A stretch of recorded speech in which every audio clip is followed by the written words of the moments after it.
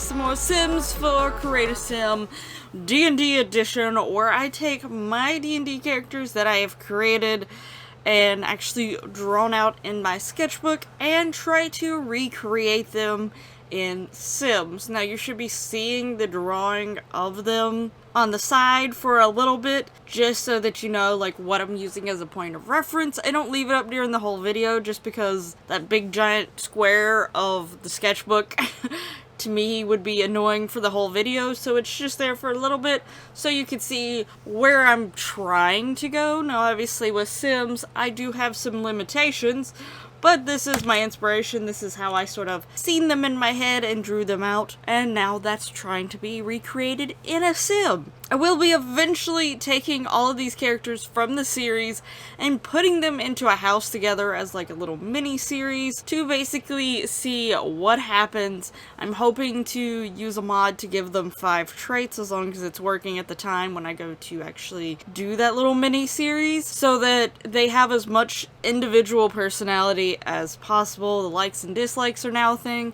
though in all honesty, like, a lot of times Sims still will do stuff even if they dislike it, which sort of annoys me. That's besides the point. I think they're less likely to do it, but sometimes they still do it, and then they just, a little bubble pops up that they're complaining because they hate it. And I'm like, what? Well, don't do it then! Why are you doing it? So this lovely character I got here is named Surina, aka Andreth, Lady of the Heart.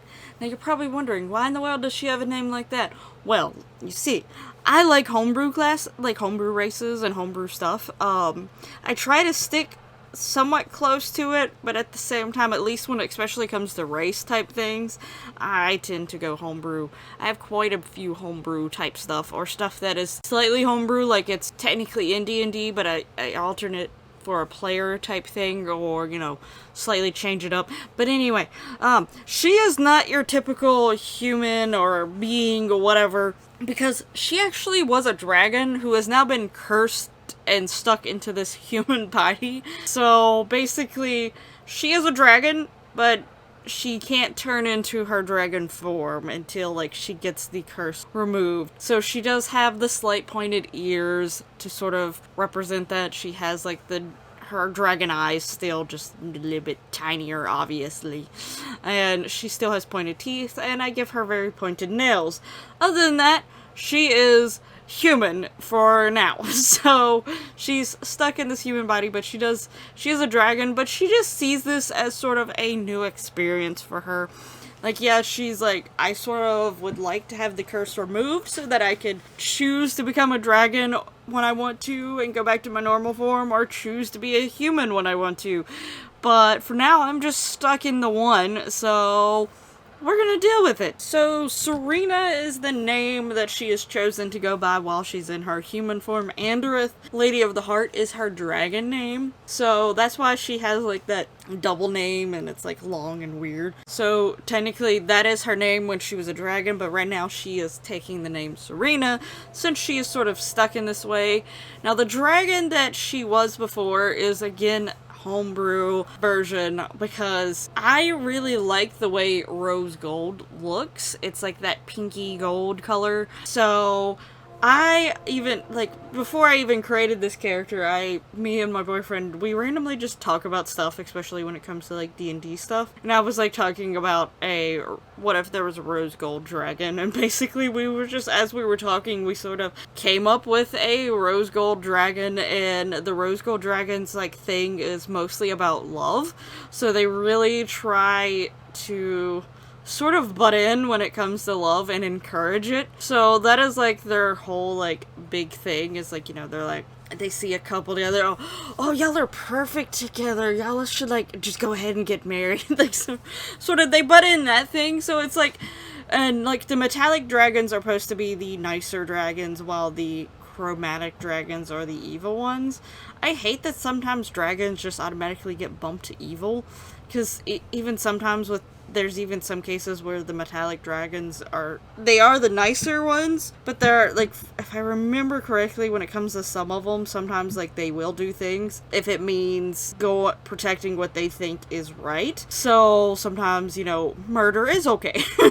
But yeah, I like the thought of nice dragons. Now, obviously, there should be some evil dragons too, but the fact that all chromatic dragons just automatically get roped into being evil, I don't necessarily like. I'm okay with a few chromatic and a few metallic being evil, but but red's also my favorite color, so maybe that's partially also why. Anyway, metallic dragons are generally good-hearted and they're more open to basically being involved with like the humans and elves, all the other little tiny creatures to them tiny creatures. Rose gold would be one of the metallic dragons and has a lot to do with love. So yeah, this is definitely homebrew. She's a cursed dragon for one, and then she's a cursed rose gold dragon. So I just had to make her a little extra on the homebrew side. But anyway,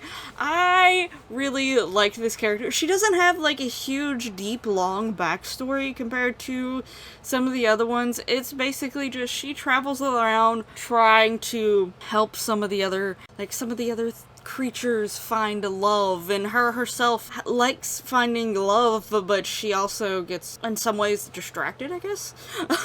Or like she's very open-minded when it comes to love and stuff like that, so she's not necessarily settled down with one, or even if she is sort of settled down with one, she doesn't necessarily stay with that one for long. But she views love open and in many different ways. That is, and in my head, she basically just ended up messing around with or fooling around with the wrong person, and the other person got very annoyed. Most likely would have probably been another dragon to be a curse strong enough to keep her in a human form. But yeah, she just got involved with the wrong the wrong people, the wrong dragons, whatever. And one of them cursed her because they were like, stop this. Now you're stuck like that forever. Now you can't be your amazing big dragon form. How do you feel about that? Surina doesn't care. Surina's like, alright, I'll deal with this. I at least get to interact with the human folk and stuff a lot now, and they would be none the wiser, other than the fact that my eyes still look like this and I have pointed teeth. But hey, it's fine. I'll deal with it. I can now wear cute clothes and stuff like that and try to learn, how humans deal with things a little bit more. So she just takes this as a new learning experience. And I do imagine that she would be frequently at places that are like taverns and bars and stuff. Like that would be a frequent place that you would find her. And probably also anything that was like a talent show, music thing, like singing, opera, those sort of things. I'm forgetting the names of what those buildings and places are sometimes called. I know there's like an opera house, but the ones that do more than just that, like they have different other forms of entertainment as well. So like, there might be someone singing, there might be a play going on. Because I think there's something anyway, whatever. I know there's like a theater, but I feel like there's like an olden school name that would be used like in D&D terms more. But maybe I'm wrong. Maybe it is just a theater. Now, with her her class and subclass in D&D world, she is a monk, and she is of the, I forgot to for some reason write it down, but it's the draconic one, either draconic bloodline or is that for another subclass? It's actually the exact same thing as Era from like the Evolutions group, but obviously these two would be done very differently. They are the same, but it just sort of fit with her. Like, I wanted her to be a monk that you mainly use like her fists and things like that. She does have weapons though, but she would channel the stuff through the weapons, and they're fans. I really wanted a character to have fans, and I just thought it would be really interesting for her to actually have fans as weapons. So the edge of the fans are actually very sharp. So they do cut, but she can also channel like the power and stuff through there, because with the draconic one for the monk, they can use elements. That is her whole like D&D thing, and basically she just wants to help people find love while also trying to eventually find a way to remove the curse. But also she's trying to learn about the little creatures that she, as they would probably be to her when she was in her dragon form. She's trying to learn more about them, since now she's stuck in this body and she's sort of communicating with them all the time. Now she is going to end up in the same group with Minka. So if you remember Minka from like a few videos back, and I was talking about how I added Minka to like a group of people, and they now travel, like they're sort of traveling together at this point, but I decided after I had like created stories for all these characters. Well, Surina is a part of that group, and I will let you know that this group is definitely a little bit of oddballs. They're all homebrew to some extent. This whole entire group, there's 5 of them. So Surina's the second one that you will get to see in the group. I think the next video to still is not people in this group, because like I said, I made this group after the fact. Like I decided these characters were going to travel together after the fact. So yeah, but yeah, Surina is in the same group with Minka, so that is like, they end up running into each other and like clicking. I'll go more into detail with the group dynamic in the video of the last person in the group, which I don't know when that's gonna be. Think if I'm doing the math in my head right, it's the 5th character from now, because there's going to be 2 characters not a part of the group, and then there's going to be 3 characters in a row that are part of this group. Back to Surina here. So with like dressing her in the colors and stuff like that, I did want her to have a lot of light colors, just because, you know, a lot of times with love and things like that, it is projected with light colors. When you think of like Valentine's Day, it's like one of the holidays about love. There's reds, whites, purples, pinks. So that was sort of where I was going with her. I do imagine that she would wear some black, and eventually I actually made her skirt black, just because a lot of the skirts wasn't fitting the style that I was wanting them to, because they were going too high up on her stomach, or they were too long, and technically her skirt's pretty short. And she also has like a detail going on, like on the skirt that holds the fans. So this skirt was not going too high, it wasn't too long, and it had like the little chains that technically, you know, would be holding the fans if I had them in Sims. So ultimately that's why I decided to go with it. And like I said, I would imagine that I would see her wearing black every once in a while. She just gets that vibe, like I would feel like she would accessorize more with black than like make it a main color. But since I sort of had to do this, I ended up, like, the skirt just fit the best to me, and I gave her little black flats just to sort of complement the skirt.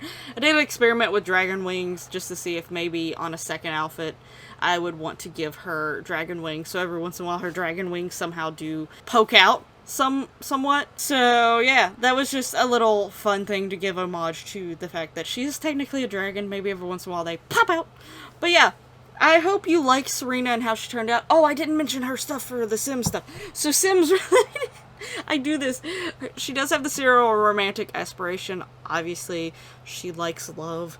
She doesn't necessarily commit. She thinks love's pretty open, but she also sees the importance to some people for settling down, and she thinks it's really nice and stuff like that. And she encourages it. Obviously, she has the romantic trait, and that is one of the main ones I gave her. Art lover, outgoing, adventurous, and loves outdoors is the other ones.